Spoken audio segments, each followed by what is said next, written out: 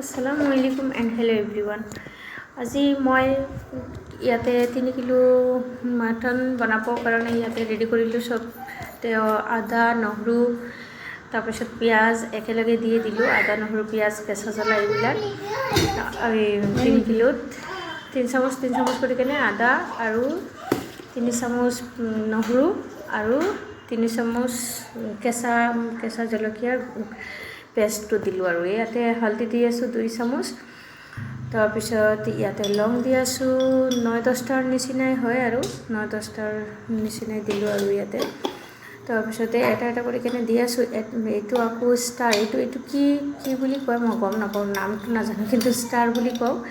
তো ইয়াতে ষ্টাৰ দি আছোঁ অলপ, এটা আৰু হাফ দিছোঁ। আৰু ইয়াতে এলাইচি এনেকুৱা 7-8টাৰ নিচিনাই দিলোঁ। তাৰপিছত এইটো এলাইচি দিয়া হৈ গ'ল।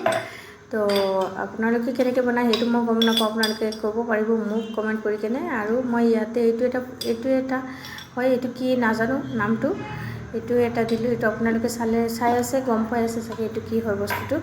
তো কমেণ্ট কৰি জনাবচোন এইটোৰ নাম কি হয়। মোক কৈ থাকে, মোৰ শাহু মাক কৈ থাকে এইটো কিবা নাম বুলি, গম নাপাওঁ, মোৰ মনত নাথাকে।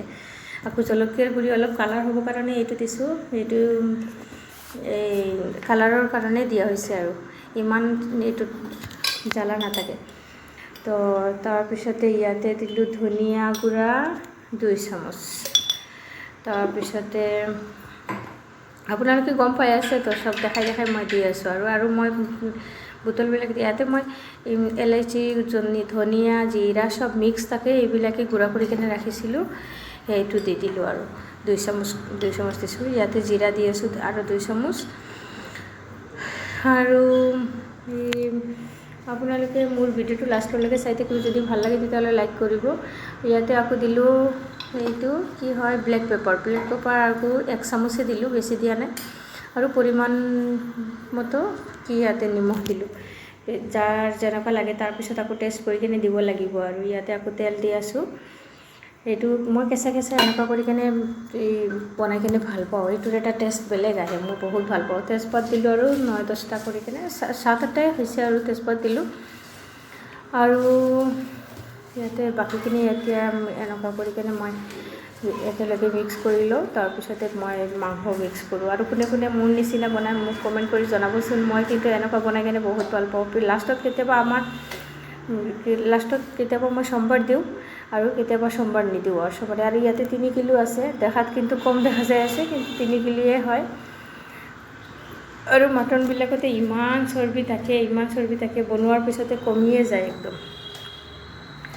আৰু ইয়াতে ভাবিলোঁ বোলে একেলগে বনাই বেছি কৰি ৰাখি দিওঁ, যিখিনি এতিয়া খাব আৰু নহ'লে নাখায় যদি ৰাতিপুৱা উঠি কেনে নাস্তা কৰিব লাগিব আকৌ। সেইকাৰণে মই অলপ বেছি কৰি কেনে বনাই আছোঁ, যে 3 কিলো আলহীও আছে আৰু এনেকুৱা কৰি কেনে বনাইয়ে দিলোঁ। তো আপোনালোকৰ লগত এইটো মটনটো শ্বেয়াৰ কৰিবৰ কাৰণে মই আগৰ পৰাই কৈ আছিলোঁ। সেইকাৰণে মই আজি ক'লোঁ বোলে যে ভিডিঅ'টো বনাই লওঁ আৰু আপোনালোকক দিয়ে দিওঁ। তো আপোনালোকে মোৰ ভিডিঅ'টো যদি পচন্দ হয় তেতিয়াহ'লে লাইক কৰিব আৰু শ্বেয়াৰ কৰিব। আৰু যোনে নতুন হয় ছাবস্ক্ৰাইব কৰিব মোৰ চেনেলটো।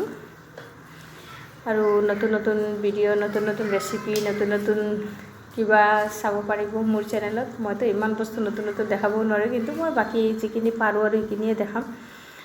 বাকী ইয়াতে মোৰ মিক্স কৰা হৈ গ'ল। এতিয়া মই কেৰাহীত দিম আৰু